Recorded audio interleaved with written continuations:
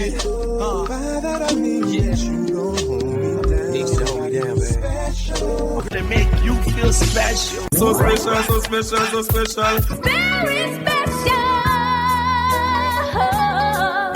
I just want you to know that you are really special. Special Sundays radio show. I am your host, Miss Special.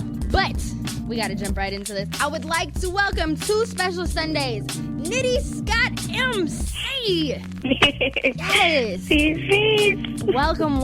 I'm so completely excited about this. Thank you so much for calling in. I know you are, and I love that you're so enthusiastic about having me. I think it's really dope. I'm just really glad to be here. It's all so dope to me. So, we're going to jump right into it. Let's do it. You got the MC at the end of the name. Mm-hmm. Of course, that's not only the MC versus rapper thing, but there's also a doctor theme behind that. You want to explain that to the people? Yeah, I just wanted to get creative with it, and aside from wanting to be differentiated between an MC and a rapper, I looked at the way that a doctor usually lists their name. It'll say, whatever their last name is, comma, MD. And that's always a way of knowing that this person is, thoroughly schooled in what they do, and, they have their doctorate, and it makes them certified.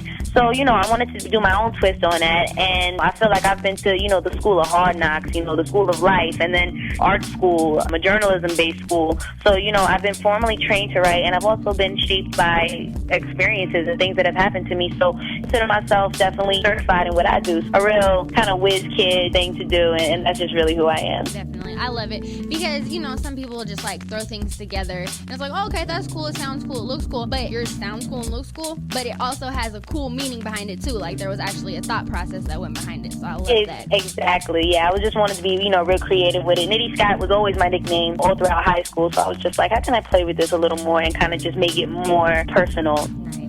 And then, of course, you mentioned that you went to school for journalism. What did you initially want to do with that? I don't know what it was. It was ever since, I think, 6th grade, middle school, I was always involved in the school newspaper. I was the editor-in-chief in middle school. I went on to be the editor-in-chief almost every year in high school, yearbook staff, took little, photography courses here and there. And I just always have had this sense of, social duty and, social responsibility. And I always felt like I always wanted to be a liaison in a way, between the people and where we get our information from. And that was just always really important to me, to just be able to communicate and connect with people ever since I was really young. My original plan was to go to college for journalism and get a degree in broadcast communications and take it from there. Yeah, I always felt like I could be this hip-hop CNN, you know what I mean? Like the female version of Sway almost. I love it. Exactly. And did some internships at the New York Daily News when I was 17, and I actually got one of my articles published in there, so, it's up there. And then I went to the John Jay Secondary School for Journalism in Brooklyn when I moved to New York, so, it was always something that I was passionate about. That's incredible stuff. So do you feel like now rapping really satisfies that urge to be a social activist and, talk about topics and stuff like that, or do you think that you might go back and do some other writing? I would love to, way later in the future, I'm talking years, once I'm more established in what I do, if I ever got the chance, I would love to go to school and pursue it, just to really have that experience and get some more knowledge on journalism itself. But for the most part, I feel fulfilled in the course that I did take, because with making music, it's I can literally say and do whatever I want, especially as an indie artist. So I guess the better part about it is that I have more creative freedom, and I can be as biased and opinionated as I want to be, because this is my art. So I think it definitely still satisfied what I wanted to get out of journalism in the first place. That's a beautiful thing. And then you have an incredible more than yourself vision for your music, which I think is very wise and kind of beyond your time. So where do you think that really came from? I don't know. I think it kind of started with when I initially fell in love with music and listening to, the sounds of Sam Cooke and Bob Marley and all of these artists that were so universally appealing and timeless and had visions that were greater than themselves, and the impact that they were able to make, not just on music, but on society. These are the people that I guess first made me fall in love with music. So it was I kind of always grew grew up with this sense of knowing that music is such a powerful medium, and that when you're in a position to influence people, that you should always use that to try to accomplish the greater good. And I think I just always carried that with me, and that's exactly what I'm trying to do via the Boombox Family movement. And I think it's dope because it also says something about the fans and the people who support me. If you are a Nitty Scott MC fan, not only are you just a fan of me and my music, but you're a fan of the greater cause that I represent, which is representing my community, my generation, minorities, females in hip-hop, independent artists. Like, there's so many people that I'm really trying to put on for and break barriers for. And I think that's what makes me just an artist that's really being able to connect with people right now, because it's just so much bigger than myself. Definitely. So now I feel like we kind of got to know you. I want to throw a little curveball. Can we play the Monster Freestyle for the people? Of course. My favorite. You want to introduce the Monster Freestyle, and then we'll come back and talk a little more in detail about it. Word. I am Nitty Scott MC, the last boombox, and I just like a vagina with a mic. And this is a freestyle I wrote to let y'all all know. So check out my Monster Freestyle. Right here, Special Sundays. Stop it, Nitty, just stop it. Everybody know you a motherfucking monster. Everybody know she a damn imposter. Everybody know, everybody go. I'm a lady rapper, complex like origami, and honestly got more to talk about than my punani. That was really your first YouTube video, your first freestyle, got all kinds of crazy hits. Let's talk about the real process behind it. Why did you feel like that was the place, the time, the day, all of that? Well, the Monster Freestyle itself had got some reaction, whatever, people thinking it was a diss record and everything, but it wasn't. You know, I knew that there was this record out there that existed with Jay-Z and Rick Ross and Ye and Nicki, and I really hadn't even heard it. I just knew that it was out there, but then I heard Kendrick Lamar's version, and I thought he beasted on it, and I kind of wanted to do my own sort of rendition of that, where it was like, yo, I'm just gonna go in and say everything that I've ever wanted to fucking say. So that's really how I ended up even using the beat and just attacking it like that. And then at this point, me and my manager were just kind of developing my sound and everything like that, and really just trying to see what would work for me and what people would respond to. One day we went up to Cornerstone offices. You know, shout out to Jay, Alvin over there. They definitely was just like, yo, we got to get this joint on film. We had a lot of fun. And then I uploaded it to YouTube, and it existed online for a little while. You know, at first was just kind of promoting it on my page, just like, yo, check me out. And it existed for a little while before one day my Twitter just starts going off like crazy. I'm getting mad tweets. And at this time, I had like 300 followers. It was really just like, you know, an MC with a day job. Everything just started, I don't know, I just started getting mad attention for it. It landed on thisis50.com, and it started stirring up just a lot of conversation. Even on Two Dope Boys, Double XL, it even just kind of sparked a bunch of conversation about the female MC and, you know, the state of female rappers. And I don't know, it just really started to pick up steam. And that's when everything really started. That one is definitely special to me. I know it's special to the fan. A lot of people, when they heard me for the first time, that was the joint. And I think it gives people a good idea of what I'm about and what I'm really trying to do.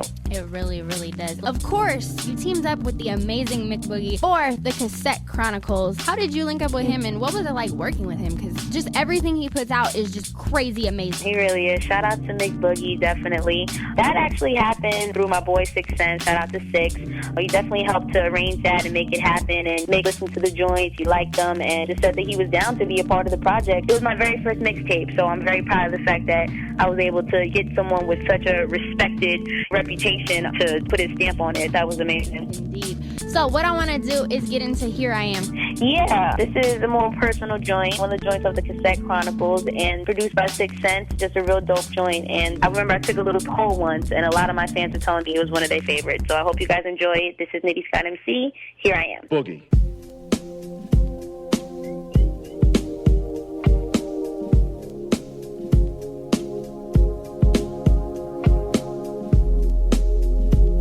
This reality 101, what schools won't teach you. Nitty Scott MC. Okay, the beat is my bodyguard, keeps me safe in that treble and bass. Of course, if they haven't got the Cassette Chronicles, they need to go get that right there on nittyscottmc.com. Or via djboost.net exclusively. That works too. Boom. And, you know, just catch up to the game. But they're going to get caught up, and then all of a sudden, before they know it, something's going to drop right before their eyes. We got Doobies and Popsicle Sticks coming. Yay! Doobies and Popsicle Sticks. Yes. November 11th, presented by Two Dope Boys. I cannot wait. What can they expect from that right there? Well, Doobies and Popsicle Sticks is my farewell to summer mixtape, and it's just a compilation of dope joints that I wanted to kind of give people my summer soundtrack and kind of take them through the many different moods and the essence of a very special summer in my life. And I also wanted to, I guess, expand musically and show people that I can put together a real dope joint and I can give you a good record as opposed to just going in with the freestyles and the bars and everything. So I wanted them to get some more good music, and yeah, Doobies and Popsicle Sticks, that was my summer diet, so I think they're going to love it. I seriously cannot wait. Yes, 111111, 2dopeboys.com. Can't forget it. And then, of course, you released a track off of it already, Popsicles. You talked about hearing your song on the radio for the first time. What's that story? Because I love stories like this.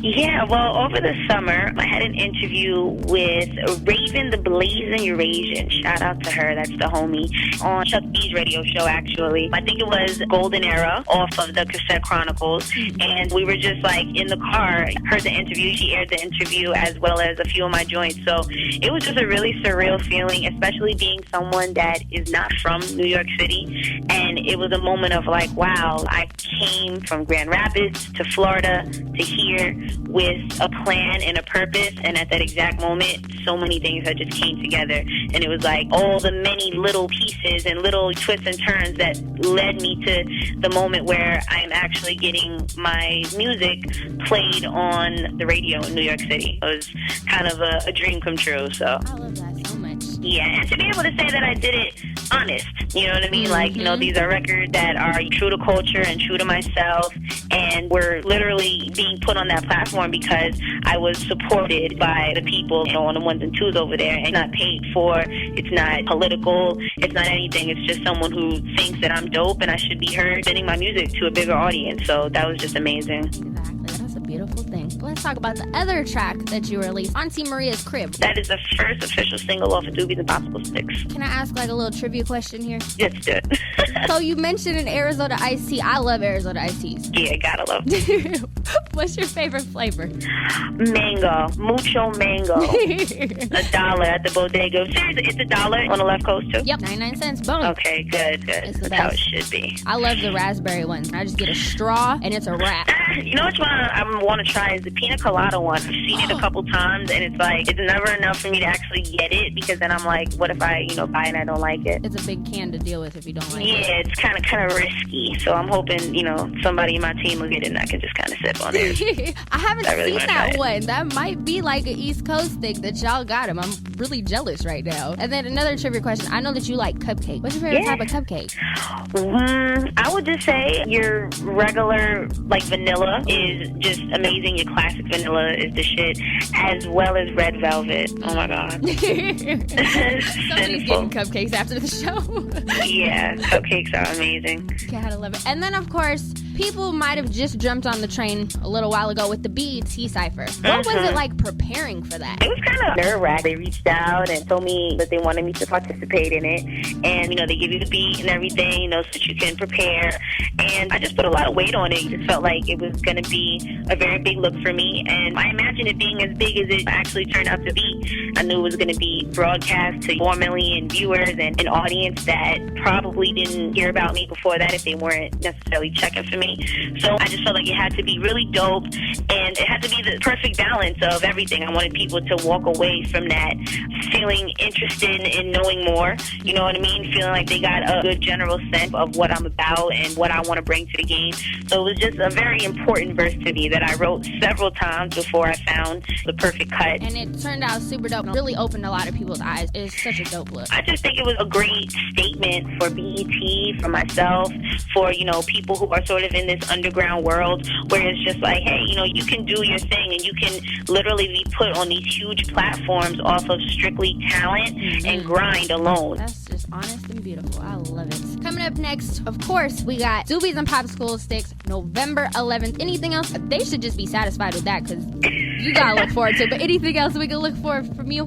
Definitely. The Boombox Diaries Volume 1 EP should be dropping in 2012. I don't have a street date for it just yet, but I know that that's a real feature presentation that the Boombox family is really looking forward to. So that one's going to be dope. I have some, crazy features, working out some situations to make sure I can get it all over the world, and just think they're going to love this more personal, intimate introduction to Nitty Scott MC, as well as just some more goodies, some more looks and surprises. I always got goodies up my sleeve for the Boombox family, as well as some new videos and visuals to go along with some of the joints that I'm going to be putting out. Dope. I cannot wait. Special Sundays radio show is live every Sunday from 2 to 4 p.m. on ksfs.sfsu.edu.